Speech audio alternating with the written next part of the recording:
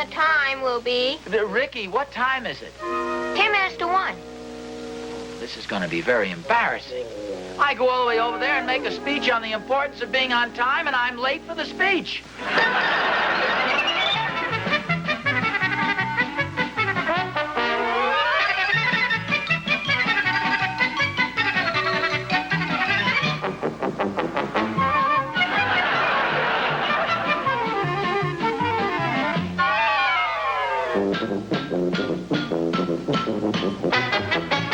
Ozzie, are you about ready? I'll be right there. You've got 30 seconds, Pop. Okay, I'm coming. Well, you better hurry. I'm hurrying as fast as I can. You've got 25 seconds, Pop.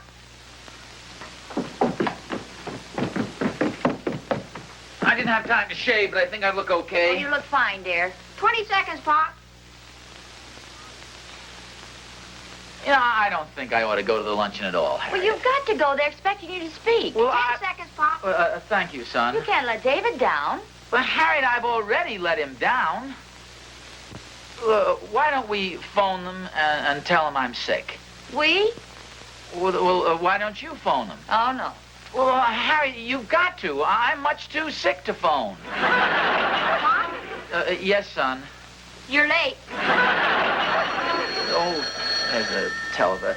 Harriet, answer it and tell them I'm on my way. All right. You get going, and I'll be telling the truth. Now, wait a minute. Let it ring. They've got a lot of nerve hounding me like this just because I'm a few seconds late.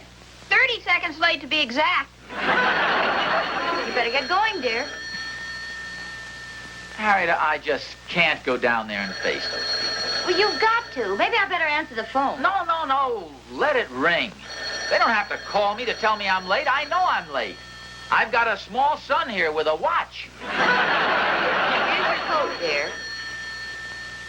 Hey, wait a minute. This may work out after all. I'm late, right? Right. 59 seconds. Thank you, Ricky. Well, see, I'm late to a luncheon where I'm going to speak on the importance of being on time. Do you get what I'm driving at? No. Well, I'm going to be the example of what happens to a man when he's late. Do you get it? No. Well, look, by being late, I point up exactly what I'm going to talk about. I'm a graphic illustration of my speech. I'm the horrible example of the confusion and embarrassment that occurs when a man is late. Now I get it. Do you like it? No. Harriet, believe me, this is positively brilliant.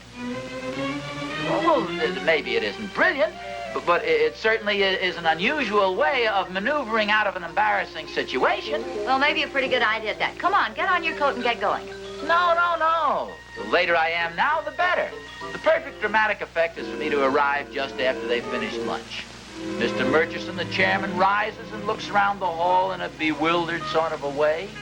He taps on his water glass and he says, "Gentlemen, I can't imagine what's happened to our first speaker for today."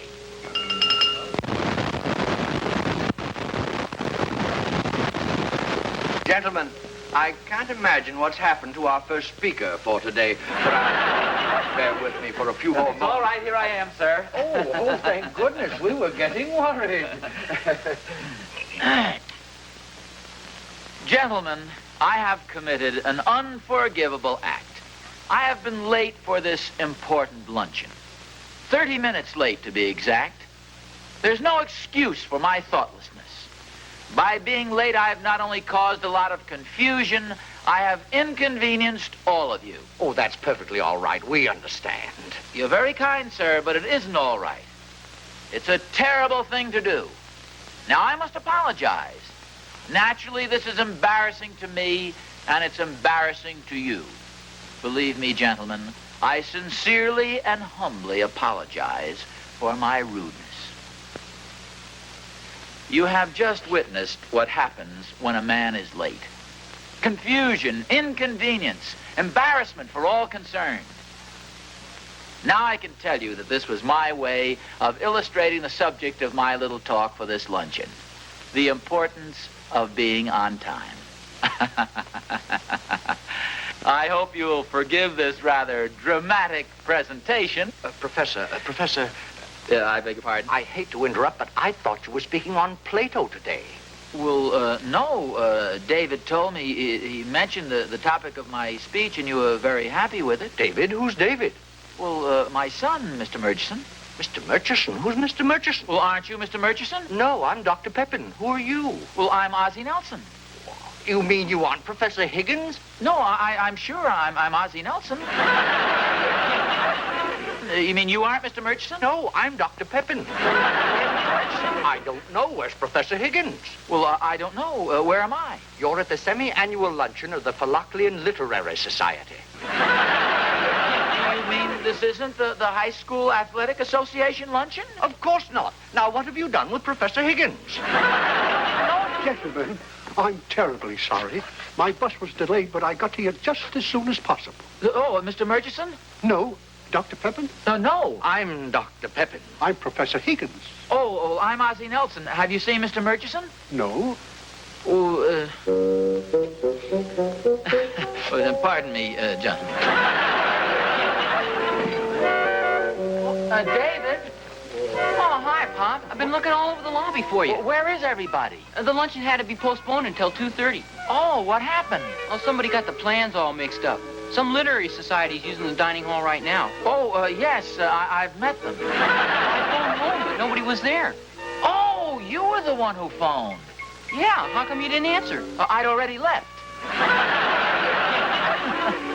Gee, this has really been a frantic day so far. It sure has. The luncheon starts in about an hour, so we better get going. Well, Dave, where are you going? Where everybody else is gone. Home to get some lunch. I can't wait until 2:30. Oh, well, you'd better lead me. I'm not sure I can find my way home today.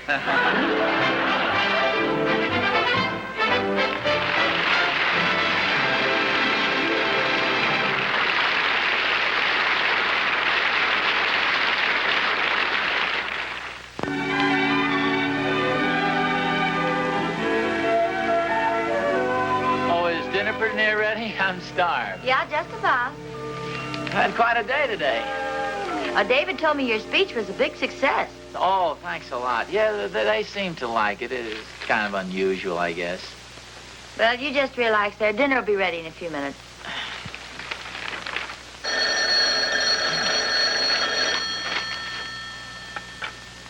Hello? Hello, Mr. Nelson. Yes? This is Dr. Pepin from the Philoclean Literary Society. Oh, yes. Say, I'm terribly sorry about that little mix-up today. Oh, that's perfectly all right. I have a rather unusual request to make, Mr. Nelson. What's that, Dr. Pepin? Oh, I'm afraid this is going to sound like a bit of an imposition. No, not at all. Well, all the members are so anxious to hear how your speech ends that I wonder if you'd speak at our next meeting.